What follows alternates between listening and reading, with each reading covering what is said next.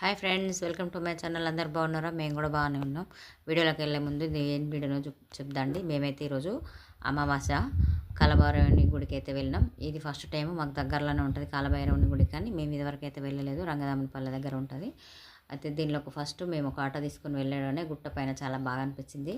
ఈ గుట్ట పైన ఫస్ట్ మనం ఎక్కేటప్పుడు కుడి పక్కనైతే ఎల్లమ్మ తల్లి నాగదేవత, ఎడమ పక్కన రేణి చెట్టు, అలాగే శివాలయం అయితే ఉంది.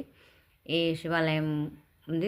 ఇక్కడనైతే ప్రత్యేకత ఏంటంటే ఈ అమావాస్య రోజు, ప్రతి అమావాస్య రోజు చాలా జనాలు వస్తారటండి. ఇక్కడ కూష్మాండ దీపం అంటే మన బూడిద గుమ్మడికాయల్లో దీపాన్ని ఉప్పు పోసి వెలిగిస్తారటండి. అలాగే మేము కూడా వెలిగిద్దామని వెళ్ళినాం. కానీ గుమ్మడికాయ అయితే పోయిన నెల పోయిన వారికి దొరకలేదని ఈరోజు తొందరగా వెళ్దామని చెప్పి మా వాడ వాళ్ళు అయితే వెళ్దామని వెళ్తే మా వీధిలో వెళ్ళామండి. అక్కడ బూడిద గుమ్మడికాయకు, ఒక్క బూడిద గుమ్మడికాయకి మామూలుగా మా విలేజ్లోనైతే సీజన్ అప్పుడు అయితే అసలు ఎవరు కొనరు, 10వ పరకం ఇచ్చి తీసుకుంటాము.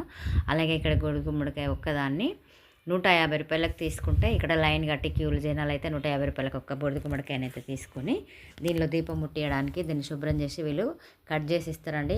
అలాగే దీంట్లోకి మనం పసుపు, కుంకుమ, కొబ్బరికాయలు, అగరబత్తీలు, హారతి కర్పూరం ఇవన్నీ కావాలంటే మనం బయట కొనుక్కునే దానికన్నా ఇక్కడ రేట్ అయితే ఎక్కువనే ఉంది. మేము పసుపు, కుంకుమ, కొబ్బరికాయలు అయితే మేము బయటకు వెళ్ళి తెచ్చుకున్నాం. ఒక బూడిద గుమ్మడికాయ ఏంటిది మనకు నవధాన్యాలు కూడా తీసుకున్నారు. ఇవన్నీ కూడా ఇక్కడే దొరుకుతున్నాయి, కానీ రేట్ ఎక్కువ. మనం ముందుగా ప్లాన్ చేసుకుంటే ఇవన్నీ కూడా మనం ఇంటి దగ్గర నుండి తీసుకెళ్తే మనకైతే రేట్ అనేది తక్కువ పడుతుంది. కాకపోతే ఏంటంటే మనం దేవుడి దగ్గరికి పోతున్నాం, అవన్నీ లెక్క పెట్టుకోవద్దు అన్న ఉద్దేశం కొద్దీ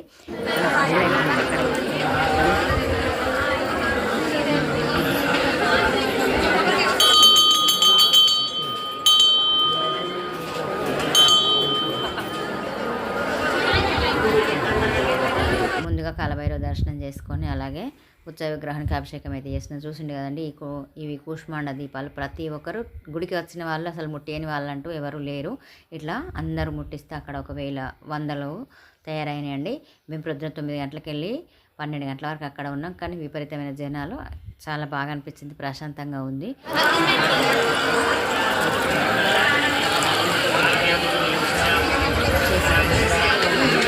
అభిషేకము, అర్చనలు అన్నీ కూడా చేశారు. ఇలా 2 గుమ్మడికాయ ముక్కను ఒక గుమ్మడికాయ 2 ముక్కలు చేసుకొని ఇట్లా మేమైతే అలంకరణ చేసుకొని ప్రతి ఒక్కరము ఉప్పు, ఇస్తారాకులు ఇంటి దగ్గర నుండి తీసుకెళ్ళినాం.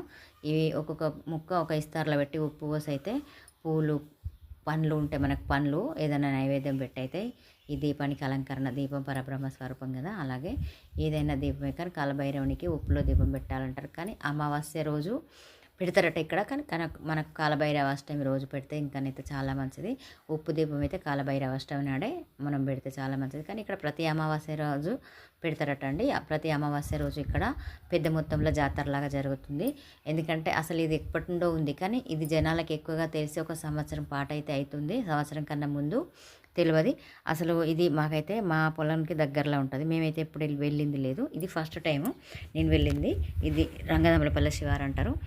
ఇట్లా ప్రతి ఒక్కరూ తీసుకొని దేవుడికి అయితే మనసులో నమస్కారం చేసుకొని ఈ దీపానికి ఒక కొబ్బరికాయ అయితే కొట్టినాం. ఒక కొబ్బరికాయ అయితే మేము అక్కడ శివాలయం ఉంది, శివాలయంలో కొట్టినామండి. ఇది ప్రతి ఒక్కరం అందరూ ఇలా పసుపు కుంకుమ పెట్టుకునే వాళ్ళు పసుపు కుంకుమలు పెట్టుకొని ఇట్లా దీపారాధన అయితే చేసిండ్రండి. మీరు ఎప్పుడైనా వెళ్ళాలనుకుంటే వెళ్ళండి. ఇది జగిత్యాల డిస్టిక్ పెగడపల్లి మండలంలో ఉంది. రంగదామనపల్లె కరీంనగర్ నుంచి అయితే గొల్లపల్లి బస్కి రావచ్చు. జగిత్యాల వాళ్ళు కూడా జగిత్యాల బస్కి అయితే రావచ్చు చూడాలనుకుంటే. ఇక్కడ చాలా ప్రశాంతంగా ఉంది. చుట్టూ వాతావరణం కూడా చాలా బాగుంది. పక్కనే చెరువు ఉంటుంది, గుట్టలు ఉంటాయి. చాలా ప్రశాంతంగా అనిపించింది, పీస్ఫుల్గా ఉంటుంది. మామూలుగా జనాల కన్నా జనాలు లేనప్పుడు ప్రతి ఆదివారం, మంగళవారం కూడా ఇక్కడికి జనాలు అయితే వస్తారటండి. ఆ ఆదివారము, మంగళవారం అయితే చాలా బాగుంటుంది. ఇంకా అప్పుడు వీలైతే అప్పుడు రావచ్చండి. అమావాస్య రోజే రావాలనుకుంటే అయితే ఇట్లా రష్ ఉంటుంది. మామూలుగా ప్రశాంతంగా గడపాలనుకుంటే ఏ ఆదివారం, మంగళవారం, బుధవారం వచ్చి మనం దేవుని దర్శనం చేసుకొని ఎంత చక్కగా అంటే ప్రశాంతంగా ఉంటుంది. వాతావరణం అయితే పీస్ఫుల్గా, అంత సైలెన్స్గా అనిపించింది. అంత జనాలు ఉన్నా కూడా చాలా బాగుంది. మీరు కూడా ఒకవేళ ఎవరైనా ఈ వీడియో చూసి రావాలనుకుంటే కంపల్సరీ వచ్చి దేవుని దర్శనం చేసుకొని పోండి. ఇక్కడ ఇంకొకటి ఏంటంటే, మేము ఈ పూజ అయిపోయిన తర్వాత, ఈ దీపాలంకరణ అయిపోయాక అక్కడ ఏంటిదంటే పంచముఖ మనకు హనుమాన్ అనేది విన్నా, నేను చూసిన. కానీ ఇక్కడ పంచముఖ హనుమాన్ కాదు, మనకు పంచముఖ శివుడు, పంచముఖ శివలింగం అనేది అయితే ఉంది. ఒకే దానిపైన 5 లింగాలు అయితే ఉందండి. ఇది చాలా బెస్ట్ అనిపించింది. నేనైతే ఇదివరకు చూడలేదు, ఇది ఫస్ట్ టైము. పంచముఖ హనుమాన్లను చూసినాం కానీ ఇట్లా పంచముఖ శివాన్ని అయితే చూడలేదు. ఇది ఎట్లుందంటే 2 బోర్లు అంటే 2 గుట్టల మధ్యలో సన్నగా ఉందండి. దీనిలోకి ఒక మనిషి దూరొచ్చు, ఒక మనిషి పోయి పూజ చేసుకొని కొబ్బరికాయ కొట్టి నాక తర్వాతనే ఇంకొక మనిషి అనేది వెళ్ళవచ్చు. పైనకైతే చాలా గుట్ట ఉంది. ఈ చుట్టూ కూడా ఇంకా దీంట్లో ఇంకా దేవుని విగ్రహాలు ఉన్నాయని అక్కడ జనాలు చెప్పుతున్నారు. అది నిజమా అబద్ధమో మనకు తెలియదు. కానీ ఇక్కడ మనకు ఏంటిదంటే శివుడు, రేంజెట్టు, ఎల్లమ్మ తల్లి, నాగమ్మ తల్లి ఇవన్నీ విగ్రహాలు అయితే ఇక్కడైతే ఉన్నాయండి. చూసిండ్రు కదా ఈ పంచముఖ శివలింగం చాలా బాగా అనిపించింది. దాని ముందు చిన్నగా నందీశ్వరుడు కూడా ఉన్నాడండి. పక్కన దీపాలు వెలిగించి కొబ్బరికాయలు అయితే కొట్టి పసుపు కుంకుమ నైవేద్యం అయితే పెట్టుకున్నామండి. ఇట్లా ఇదైతే నాకైతే కొత్తగా అనిపించింది, నేను ఇదివరకైతే చూడలేదు. అలాగే మేము ఇంకా ఈ దర్శనం అయిపోయిన తర్వాత కొబ్బరికాయలు కొట్టుకొని చుట్టూ ఇంకా కొంచెం దూరాన మనకు హనుమాన్లు, తర్వాత శివుడు, నాగదేవత, సరస్వతి అమ్మవారు, ఇంకా నవగ్రహాలు కాకుండా ఇంకా వేరే అక్కడ పక్కన ఎల్లమ్మ తల్లి టెంపుల్ కూడా ఉంది. ఇగో ఇక్కడ రేణి చెట్టుకి అయితే ఇక్కడ ముడుపులు కడతారట అండి. ఈ ఎర్ర బట్టలో ముడుపులు అనేది వేసిండ్రు. ఇగో ఎల్లమ్మ తల్లి, నాగదేవత ఇటు సైడ్ ఉన్నాయని చెప్పినాయి కదా, ఇవి అక్కడ ఇక్కడ వచ్చిందండి. తర్వాత ఇక్కడ అన్నప్రసాదాలు కూడా పెట్టారు, అంటే అన్న సంతర్పణ పెట్టారు. కానీ మా వరకే లాస్ట్ అయింది, ఎందుకంటే జనాలు బాగా ఉన్నారు. అప్పటికే 2 times అయితే మనకు రైస్ అనేది పెట్టారట, కానీ వెనుక వాళ్ళకైతే సరిపోలేదు. కాకపోతే దొరికిన వాళ్ళైతే తిన్నామండి, దేవుడి ప్రసాదం కదా, కొంచెమైనా బాగైనా తినాల్సిందే అని కొంచెం అయితే మేము తిని బయటకు వచ్చేసినామండి. బయటకు వచ్చి ఇంకా కొంచెం దూరంలో ఉన్న అది దొంగ హనుమాన్లు అనేది హనుమాన్ టెంపుల్కి అదొక పేరండి. అది ఎందుకు వచ్చిందో తెలియదు. ఏంటంటే మామూలుగా ఏమంటారంటే దొంగ హనుమాన్లు అంటే ఆ ఊర్లోకి దొంగలు వచ్చి వెళ్ళిపోతూ ఉంటే ఊరు దాటడానికి వస్తే అక్కడ చీకటి అయితే ఆ దేవుడి గుళ్ళో వాళ్ళు తెచ్చుకున్న సొమ్ములు వదిలేసిపోయినరు. ఆ దొంగలు అక్కడ రాత్రంతా తలదాసుకున్నారు అనేది అయితే నాకు కొంచెం తెలుసు. అది నిజమా అబద్ధం అనేది తెలియదు. ఇట్లా ఈ గుడి అయితే చాలా బాగా అనిపించింది కదా, మీరు రావాలనుకుంటే రావచ్చు అని చెప్పాను కదా, చాలా బాగుంది. ఇదంతా ప్రతి ఒక్కరు గుడిలో 12 గంటల వరకు, మేమున్నాం 12 గంటల వరకు ఇంకా రద్దీగానే ఉంది. ఇంకా వచ్చి ముట్టించుకునే వాళ్ళైతే ముట్టించుకుంటూనే ఉన్నారు. మేమైతే ఆ దొంగ హనుమాన్ల టెంపుల్కి అయితే అక్కడ నుండి అక్కడికి దగ్గరే ఉంది, నడుచుకుంటూ వెళ్తున్నాం. కానీ వాతావరణం చూడండి ఎంత బాగుంది. చుట్టుపక్కల పచ్చటి వాతావరణము, పైనుండి ఆకాశము ప్రశాంతంగా ఉంది. నడుచుకుంటూ అయితే మేము ఆ టెంపుల్కు దగ్గరలోనే ఉంది, ఆ టెంపుల్ దగ్గరికి అయితే వెళ్ళినామండి.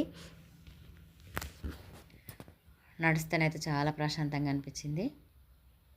మేము 8-10 మంది వెళ్ళాం. ఇట్లా అందరం నడుచుకుంటానైతే వెళ్ళి లొకేషన్ అయితే బాగుందండి. ఏదైనా మామూలుగా రీల్స్ చేసుకున్న వాళ్ళకి, షూటింగ్లకి అయితే చాలా సూపర్గా అనిపించింది. నాకైతే మనకి అంత ఓపిక అంత తీరిక లేదు రీల్స్ వేసడానికి. చూడండి ఇగో ఇది నేను చెప్పినటువంటి దొంగ హనుమాన్లు అండి. ఈ హనుమాన్లు అయితే చాలా బాగుంది. నేను ఫస్ట్ టైం ఇక్కడికి రావడం అయితే, ఇది ఎంత ఊరికి దగ్గరైనా కూడా నేనైతే ఇదివరకు ఎప్పుడు ఈ టెంపుల్కి అయితే రాలేదు. ఇక్కడ శివరాత్రి రోజు బండ్ల పోటీలు కూడా జరుగుతాయండి దీని పక్కన. అలాగే శ్రీరామనవమికి కూడా ఇలా పెద్ద జాతర లాగా జరుగుతుంది. అదే పక్కన ఇంకా శివాలయం కూడా ఉంది. ఆ శివుని కూడా మేము దర్శనం చేసుకున్నాం. అలాగే నాగదేవత కూడా ఉంది ఇక్కడ, నాగదేవత, అలాగే నవగ్రహాలు, సరస్వతి అమ్మవారు కూడా ఇలా ఈ టెంపుల్లో ఇలా చాలా దేవత మూర్తి విగ్రహాలు అయితే ఉన్నాయండి. ఇవన్నీ దర్శనం చేసుకున్నాం. ఈ గుడి ముందు కూడా చాలా మర్రి చెట్లు అయితే చాలా ప్రశాంతంగా చాలా పెద్దగా ఉందండి. ఇదే ఇంకా ఇక్కడ అయితే మనకి ఎట్లా పర్యాటక స్థలంలాగా ఉండేది, కానీ ఇక్కడైతే చాలా బాగుంది. ఎవరైనా ఎప్పుడైనా రావాలనుకుంటే రావచ్చు, వారంతో దినంతో పని లేదు. మనకు ప్రశాంతంగా మనసు అయితే ప్రశాంతంగా అనిపించింది ఉన్నంతసేపు. అదేవిధంగా మేమందరం కలిసి ఒక గ్రూప్ ఫోటో అయితే తీసుకున్నామండి, ఎందుకంటే ఒక మెమొరీ ఉంటుంది కదా, అట్లా మేమందరం కలిసింది ఒక గ్రూప్ ఫోటో తీసుకొని అయితే భోజనం చేసి